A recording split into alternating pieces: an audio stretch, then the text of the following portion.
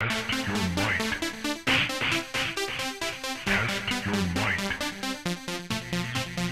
Test your might.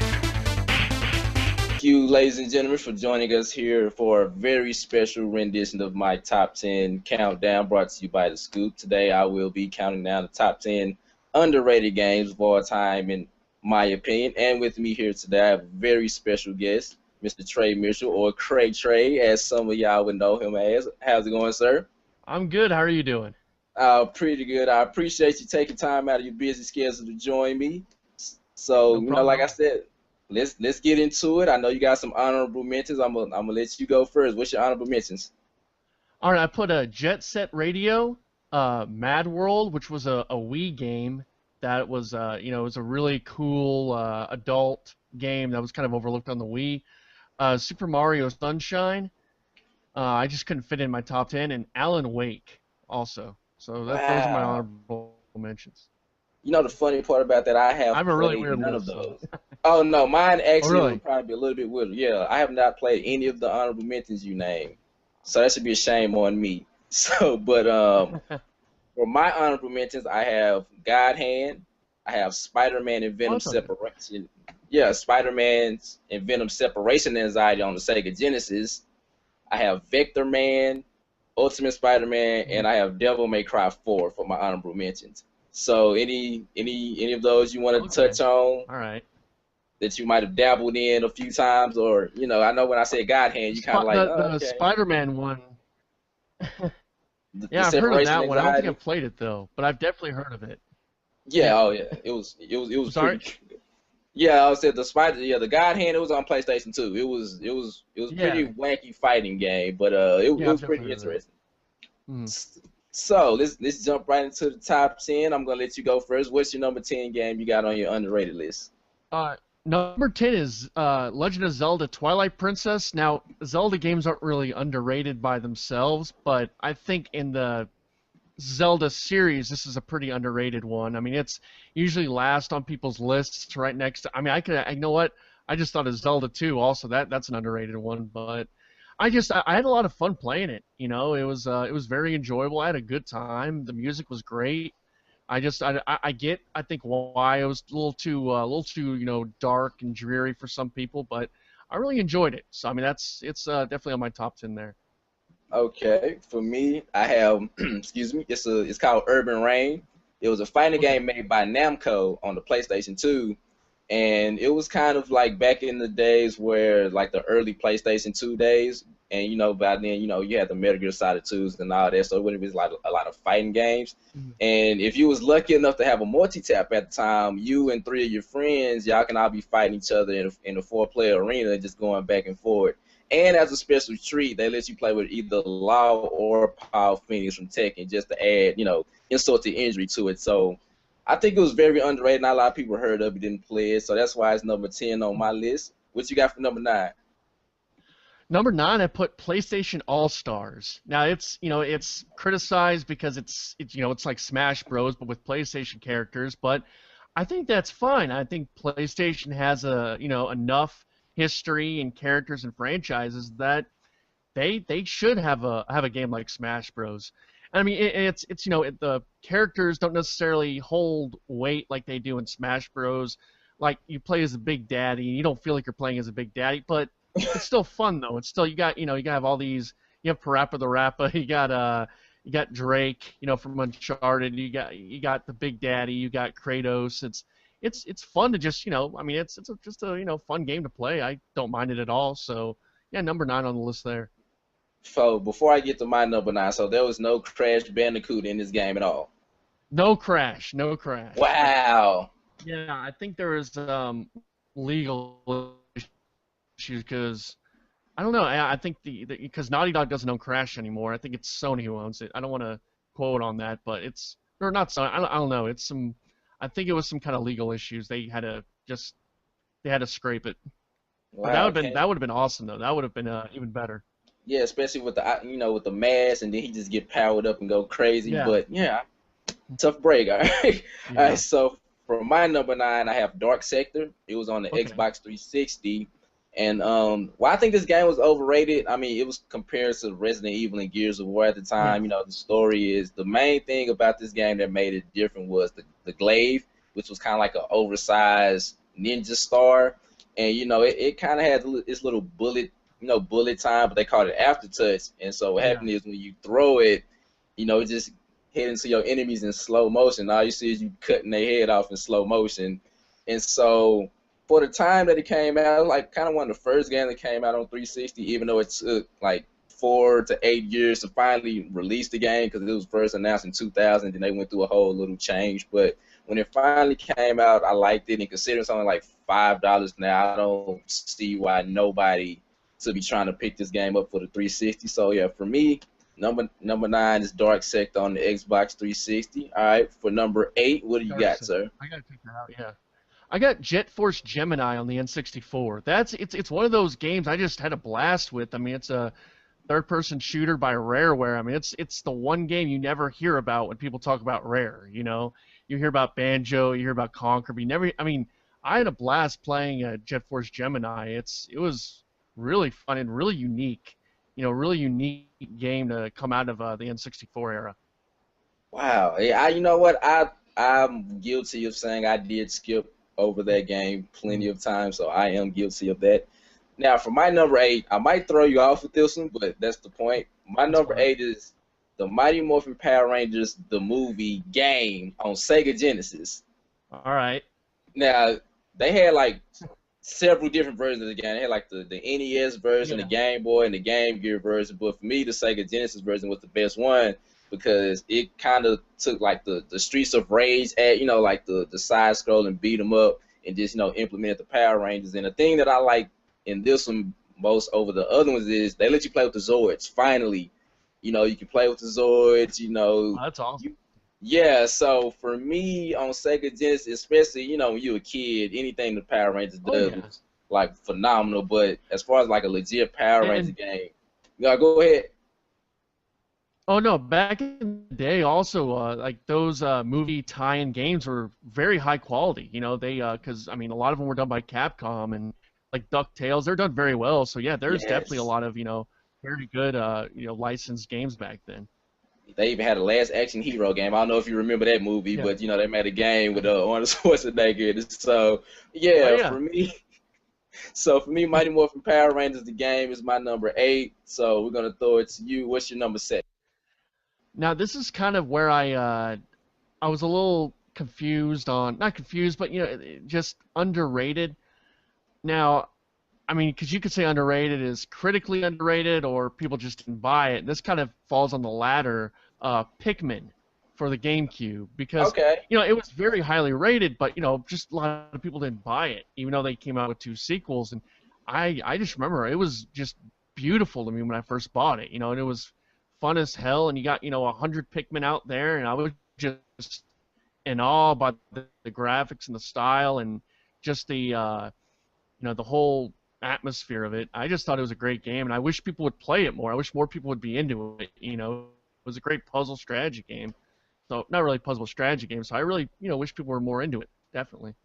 Okay. For my number 7, I'm pretty sure you probably haven't heard of this game, but it's called PsyOps: The Mind Gate Conspiracy. It was on PlayStation 2 and regular Xbox. It was a third-person shooter with stealth elements. It had the Havoc 2.0 engine, so it had a lot of ragdoll Mhm. type effects. And basically, you play Nick Stryker. And what happened is, you infiltrate a terrorist organization, you get mind wiped, but the difference is you end up gaining psychic powers. So Okay. all the powers you get telekinesis, you get pyrokinesis, you get the ability to leave your body and possess somebody else.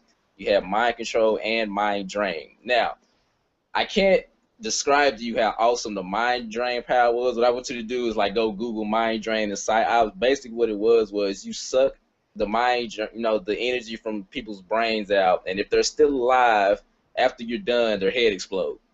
All right. And What's the game so called again? PsyOps, PSI, and PsyOps. then ops. Yeah. All right. So yeah, that was on PlayStation 2. It was a very underrated game. Mhm. Well, like you said, it was a good game, but a lot of people didn't buy it. Yeah. But if you look on like a lot of the lists, they will say it's like part of the game that needs sequels because it never had a sequel, but everybody wants this game to have a sequel, All right. but it never happened. So for me, that's my number 7 site. Like I said, Google, yeah, YouTube that, and then you won't be sorry. I'm pretty sure I'll be hearing back All from you right. about that one. So what's your number 6? Number 6 is Harry Potter and the Chamber of Secrets for the GameCube. Or it's I recently actually played this a little bit for a video, and the gameplay is all right, but I mean, the best part for me was just flying around the castle of Hogwarts. They did a really good job of the flying mechanics and just the whole outside the castle. And it's a movie tie-in game, but I think it was a pretty good movie tie-in game, at least for today's standards, where you don't get a lot of time and effort put into it. But I think there was a lot of time and effort put into that game. Now I that's thought based off the first, some of the okay? puzzles were That was based no, on no, the it's first. the Oh, okay. one, the Chamber of Secrets. Okay. Oh yeah. So yeah, no, I thought it was a really fun game. I mean, just the flying, the flying in general. And I guess Prisoner of Azkaban has flying, but no other Harry Potter game has flying. Which, I'm a big sucker for flying. So that's definitely that's why it's up on that list for me. So. Okay, my number 6. It was kind of a hard one for me. Now my number 6 Yeah. is Deadpool, the video game. Now Okay. All right. I am a big fan of Deadpool. I've read all the comics. I still read them to this day. So when I find out that they was making a video game, I was happy about that. Now for me, I think I know why that it didn't really sell as good because it was an M-rated game, which it had to be because anybody that knows Deadpool pretty much knows what he's about. So that kind of limited the audience a little bit, and the fact they stuck to the source material a lot is what made me just love this game. But I will be the first to admit that the enemy types was kind of the same. It wasn't like a lot of variety when it came to certain enemies you fight. I did like all the cameos. You had Cable, Wolverine, Rogue from X-Men. She made a little cameo, Domino. So they did stick to the source material, and I mean, the break the fourth wall, which is he's known for, they got that down perfectly. But I will say it didn't have a lot of commercial success because a lot of people don't know who Deadpool is, and so that hurt it. And making it an M-rated game and trying to pretty much capitalize off the whole comic book movie success and all that, I don't think they really did it right as far as video games go. But I love the game personally. It's like the perfect fanboy game, if that is the right thing to say, but I personally liked it. I don't know if you got a chance to play it or not. Yeah, I haven't picked it up yet, but I've definitely heard about it. Yeah, it's worth the pick up. Especially, I mean, it's cheap now. Like a lot of these games are gonna be cheap as crap now. So yeah, I would say give it a quick run. Yeah, I'll pick that one up. Yeah. I will not steer you wrong, sir. So what's your number 5? Number 5, I put BioShock 2 because it's not as good as the original BioShock. It doesn't have the same philosophy and same mechanics, and but it's fun. It's still a BioShock game. I thought it was still not like the first one and the third one. It's not as well done, but it's still fun. You still play as a big daddy, and it does just as well. And you get little hints of the story of Rapture and stuff like that. So yeah, I think it's a fine game. It's just not as good as the first one, but the first one's a masterpiece. It's a classic, and it would be very hard to get to. And it's not done by Ken Levine. What's the guy's name? It's not done by the original guys who did the original BioShock. It's by 2K. So it's not supposed to be as good. I thought it was just fun. Yeah, I thought it was fun. I agree with you on that. Yeah, BioShock 2 was fun. A lot of flaky guy was. Now you're a big daddy. Like some of the suspense is gone. But I liked it personally. Now my number 5 would be Indigo Prophecy. Now, okay. Wow. I didn't think of that. That's a good one. That's a very good one. All right. See, I knew we'd be on the same page. For those who don't know, this is the prequel to Heavy Rain, which came out, I can't remember, but it came out a few years ago. And as we know, Indigo Prophecy, or Fahrenheit, like as 10 it or was 11. known. Yeah, like 2011. Yeah, And so, Indigo Prophecy was on the Yeah. PlayStation 2 and Xbox. And All to right. say that this game was a gold mine, like, I don't even know where to start because your introduction to the game is you're stabbing somebody in the bathroom and you can either clean it up or you can try to jump out the window. And like as far as interactive like games go, like you pretty much controlled everything from like picking up your laundry to just doing little simple stuff. And Mhm. I think this was probably one of the first games that kind of introduced the whole different choices for the dialogue, the conversations. And what happened was you had a suspicion meter, and if you say the wrong thing, people kind of look at you like, like wait a minute. They'll either like try to turn you in or try to get more out of you, or hey, they might do something worse. Mhm. And and this game is so forgotten. I don't understand why, because I love this game to death because this game I think they just re-released it on the PlayStation 3 if I'm not mistaken, or the Xbox, but you can download it, and play it Yeah, over. But probably. yeah, so for me, Indigo Prophecy is my number 5. Anything you want to say about it? Because when I said it, you kind of lit up a little bit. So anything you want to say about it? Yeah, yeah.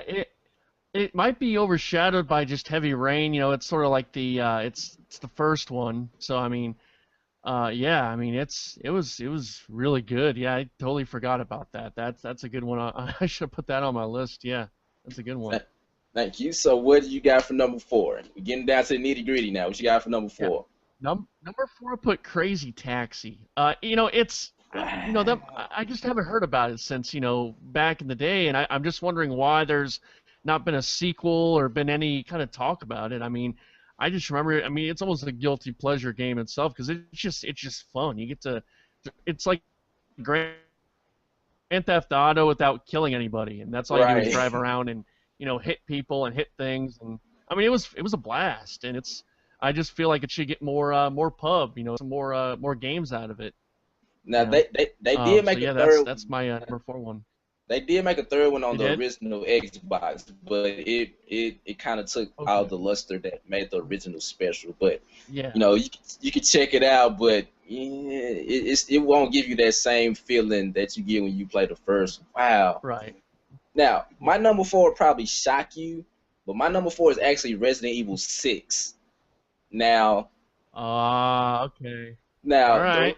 the reason why I said 6 is because as we know, the Resident Evil 4 kind of changed the whole dynamic of where Resident Evil was going and kind of reintroduced it to a lot of Right. people. They came out with 5, which was horrible. That was an abomination. Yep. 5 was just horrible. Now for 6, they kind of upped the action and got rid of a lot of the survival horror that made Resident Evil. But for me, I feel I think like that's what got people upset. Yeah. yeah, and I understand that, but after 4, you can kind of see where the series was trying to go though. Like Right. the first game came out in what 96, I believe. So Hmm. after a while, you're gonna have to start switching some stuff up. But Right. you had 4 different stories. You play with either Leon, Chris, Jake, who is Albert Wesker's illegitimate son, and after that, you can play with Ada. So you do have different storylines, and it did at times feel like it's a little bit too much action, but at the same time, the game sold well, which was kind Hmm. of shocking considering all the hate that it got. But the game still sold very well.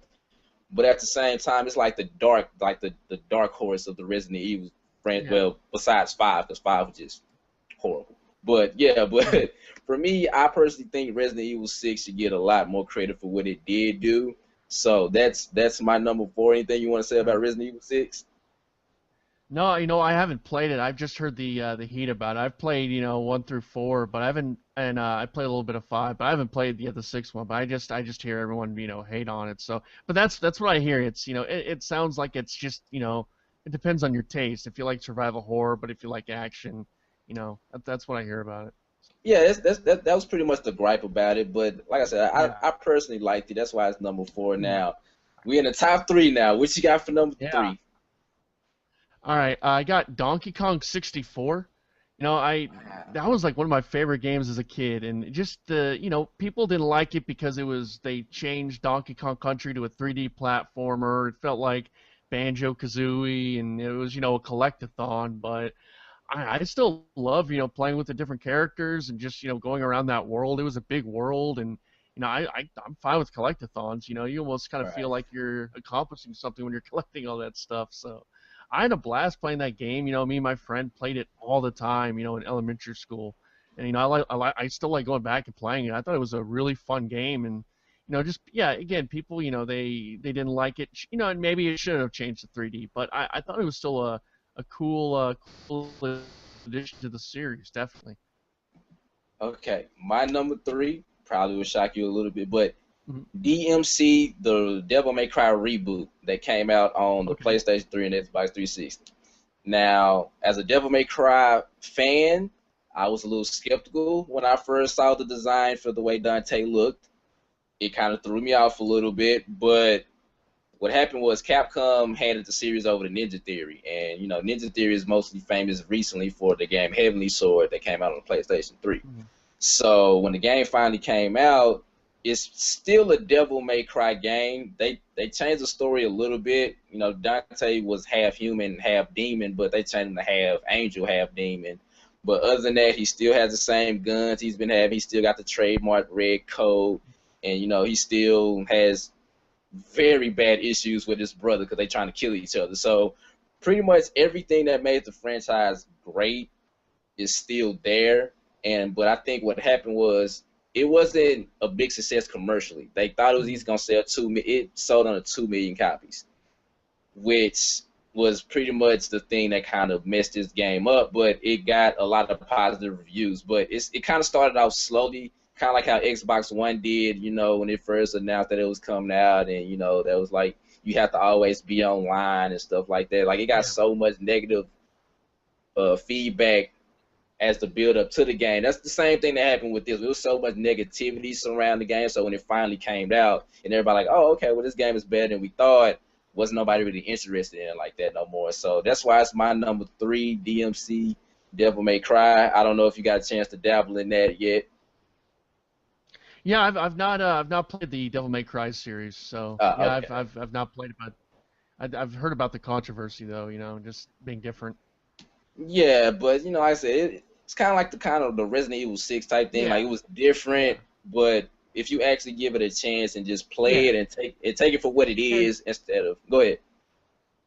and yeah, I think people also. I saw an interesting video. People say they want different all the time, and then when they give you something different, they're like, it's not like the original.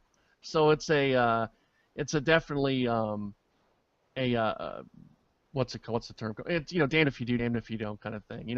People want Yeah. originality. They say they want originality. They say they want to shake up, something, and really they don't. They want the same. But I still champion something that's a little different. So yeah, Yeah, like I said, I was skeptical myself when I first saw it, but after I actually played it and gave it a yeah, chance, I was like, okay, this is like a great addition to the series. But I agree with you. People say, well, they need to switch it up. This is getting old, and then when they switch it hmm up, they don't like it. yeah. So yeah, I agree with you on that one. Number two, what do you got for number two? All right, these last two are going to be kind of weird. Again, this one it's one of those that got it was rated well, but not a lot of people played it. And also, it kind of goes into I read your article about the GameCube and how it's very underrated console. So yeah, it kind of goes into that. Like I was a big champion of the game. Yeah, you wrote the article, right? Yeah, Yes, yeah. that GameCube article. Okay, all right, all right. Just making sure I'm not all right. So um, Luigi's Mansion's my number two. I had a blast with that game. Uh, people complain that it wasn't like a Mario game. Well, it's not supposed to be a Mario game. It's a Luigi game. It was really really enjoyable. I mean, you felt like you were a Ghostbuster, and just the it was kind of the first look at the GameCube and what it could do. And I was a big champion of the GameCube. I didn't own a PS2 till a few years after. So I mean, I had a blast playing it. I mean, I still haven't picked up Dark Moon for the 3DS, but I mean, just the whole Luigi's Mansion franchise is, it's really underrated. I mean, it's a beautiful, fun game to play. And that's why I that's why I touched on that in the GameCube order. Thank you for reading, by the way. But Yeah, no that problem. game, it kind of showed that Luigi can, have a game of his own and don't have to Yeah. be kind of overshadowed by Mario. Now, of course, when Mario Mhm. games did come out, they kind of like doubled the sales of Luigi, but at the Right. same time, it showed Luigi can hold his own. Yeah. So Yeah. I did like Luigi's man. It was different, but Mhm. it was different. It was just Luigi. It wasn't no sense of Mario. It was just Luigi. That's all it Mhm. was. Exactly. Now, for my number two, I have the Warriors video game. I don't know if you remember the movie The Warriors. Yeah, definitely. Yeah, Definitely they remember the came Warriors. they came out with a game on Yeah. PlayStation 2 and Xbox. And to say that this is one of the best movie-based games that I've ever played in my life would be an understatement, Mhm. because not only did they have most of the original actors come back and reprise their roles, but it was so much you can do in this game. Not only can of course, you got to fight your way back to Coney Island, but you can break into stores, you can steal car radios, you can mug people, which probably don't sound positive at all as I'm saying it right now, but it never interrupted the flow of the main storyline of the game. And so with that, the Right. nostalgia feeling, and they had drop in and drop out co-op. So, one of your buddies just want to come in, he can put start, y'all can play together. And another thing that made this game good was the fact Mhm. that y'all don't have to be together. Like one of you can just go off to a whole nother aspect of the city and do your own thing, and so can your partner. And the camera, it'll just split up. Because, while y'all together, the camera Yeah. would just be one big camera. But, if y'all just go off and leave each other, the camera just split up. It's not a burden. Like, I would Yeah. honestly say this. It's kind of No, ahead go of its ahead. time there. Yeah, Oh, just and said it's kind of ahead of its time. Yeah. Yeah. yeah, and so when it came out and I played it, like till this day, I still have it on my PlayStation 2 actually. So Mhm. that's one of the games that I feel like didn't get enough credit, because if you think about movie tie-in games, you won't really hear about the Warriors game, because the countdowns I saw or the list I've seen, the game really doesn't get mentioned a lot at all. So I figured, this would be my number two underrated game. So any thoughts on the Warriors, sir? Well, I think I'm researching a video for like movie tie-in games, and that was one of the ones definitely I was going to check out. So I'm kind of looking forward to checking that one out. Yeah, Definitely. I would definitely say, I would probably say save that one for probably your last one, because you Yeah. probably won't stop playing it for a while. That's how good it was. I won't steer you wrong. I really suggest All you right. play that. Now, the moment everybody's been waiting for. What is your number one underrated game of all time? Okay. Um again, it's this is kind of one where it was underrated when it came out. Now today everyone celebrates it. It's one of the best games ever. But at the time, it was a very, very different time where, people were more worried about graphics than gameplay. And, all right, Legend of Zelda Wind Waker. People were pissed when it was announced because it had cel shaded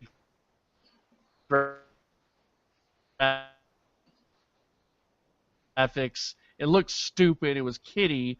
And just before we saw this 2000 Ganondorf, and everyone just was like, it's considered one of the best games of all time now. But back then, it was people hated it. People couldn't even when it came out and it got great ratings. People just didn't want to play it.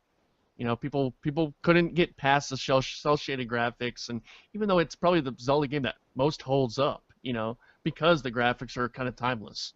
So I mean, yeah, that's again, it's not underrated in the sense of it's not as well known, but I think it's underrated in the sense of at the time people couldn't get past the graphics to acknowledge the gameplay. And you know what? That makes sense. Yeah, it makes perfect sense, because I do remember the outrage.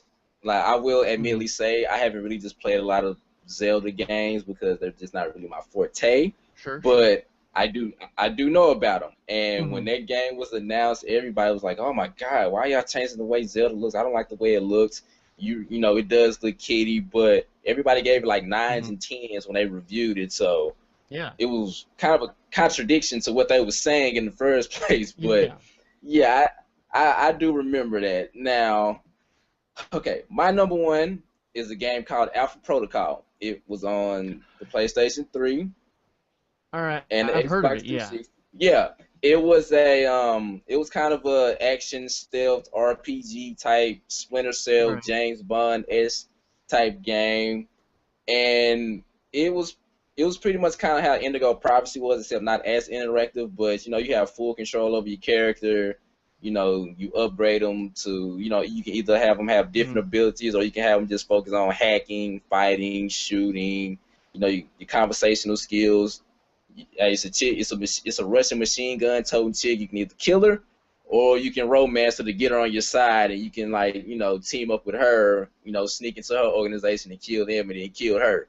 So it was like a lot of different ways that the story could be handled, and you pretty much controlled who lived or died, main character or minor character wise, through the story. Now, I will say I think the game was buggy. Now, I will admit it had its glitches and its bugs, so that kind of negated the awesome storytelling and acting that was in the game. But I think something that really messed this game up was, as far as the way it was made, is Mass Effect 1 and 2 came out right before that, and Mass Effect 2 actually came out a few months before this game Yeah. came out. And so they did it so perfectly, especially Mass Effect 2, which is still one of the best games I've ever played in my life. But they did the same thing Mm. that Alpha Protocol was doing it. They just did it better and it came out earlier. So I think that kind of hurt it to Mm. an extent. But I think Alpha Protocol is one of them games that everybody should at least play at least once, twice. Play it one way and then switch it up. Go through it again, because you can't go back through the game with your same stats, or you can start over. So I Right. think this game is like worth at least a playthrough or two, just to see. Like I said, the game is cheap now, so it won't be like you're just wasting a whole lot of money, playing it. So Right. yeah, I know you said you heard of Alpha Protocol, so I don't know what was you hearing about it. I just heard of the name, I think. Yeah, I definitely heard. I've seen it on a few lists. Alpha Protocol. Just a game that was, kind of overshadowed, definitely by the Mass Effect series. Yeah, so yeah, that Yeah, that I that haven't seen too much gameplay of it though. yeah, You know. it's one of them games to where if you look at videos for it, you might be like, I don't know. But if you play it yourself, I think Right. you'll get a better feeling and understanding of it. So I would say play it over looking at videos of it, because you look at videos like, and then of course, Right. all the comments will most likely be negative about it. So it's kind Hmm. of a situation to where it's kind of one of the things where you got to form your own opinion about it. Right. So yeah, that's my number one, Protocol on PlayStation 3 and Xbox 360. You have any closing remarks? I know it was a lot of games we, of course, missed. So any other Yeah. games that you think you might have missed that you want to just throw in there real quick? I was thinking just some old there was like a Wario World game on the GameCube. I was remembering that I had a lot of fun with that. Definitely didn't get any kind of publicity or anything. Yeah, I'm trying to think. I don't know. Like I was, and also thinking just sort of like classic games that not a lot of people know about. Like Yeah. I guess not underrated because they're like considered like uh Shadow of the Colossus and Parappa the Rapper, like games that if you just ask someone on the street, they wouldn't know what it is, but if you know games, then you know what they are, and then so I was thinking about some of those games. Um, you know, um, what is ISIS, or it comes with Shadow of the Colossus. It's the other Eco? game they made. Tell me, Eco? Eco, yeah, Yeah. that's a great game too. That's kind of overlooked. So yeah, I was yeah that those are a few other ones. For me, I was kind of like gonna take it back even further, like Comic Right. Zone. Okay. Comic Zone was one of them games that it was hard as crap. I will admit it. It's one of Hmm. them games where if you die, it's it. You gotta start all the way over. But Yeah. it was so fun that I just overlooked that. And another game I want to just mention real quick that a lot of people don't really like out of the whole series is Streets of Rage 3. I Hmm. personally like Streets of Rage 3. I liked all of them equally, but Streets of Rage 3 is kind of one that everybody was like, I don't know about that one. But you know, Streets of Rage 3 was awesome. People, just once again, just give it a chance. But the second one was so great it's only so much you can do. Like BioShock 2, you know, the first one is a masterpiece. You know, it's only so much you can do. So I would like to thank you, sir, for joining me here today. Thank you for having me on. I know, Thank you you. know, Yeah. tell the people where they can find you. Twitter, it's at Cray Trey 1310, and I have a YouTube channel where I do reviews and funny bits and goofy stuff, and that's just it's youtube.com/Cray Trey 1310. So check me out on there if you do so, you know, wish. Yeah, but thank you for having me on, man. I really had a good time putting that list together, and I really appreciate it. It was fun. No problem. Hopefully this will be the first of many lists we do together, sir. You can. Let's do it, man. Yeah. Yeah, you will be able to find this video on thescoopzone.com. You can follow The Scoop on Twitter at TweakTheScoop. You know, thescoopzone.com is the website. You will see us again. Hey, maybe next week. You never know. I do these every week, so you never know who you might find. I might have my special guest, my partner in crime here again. You never know. We'll see y'all next time.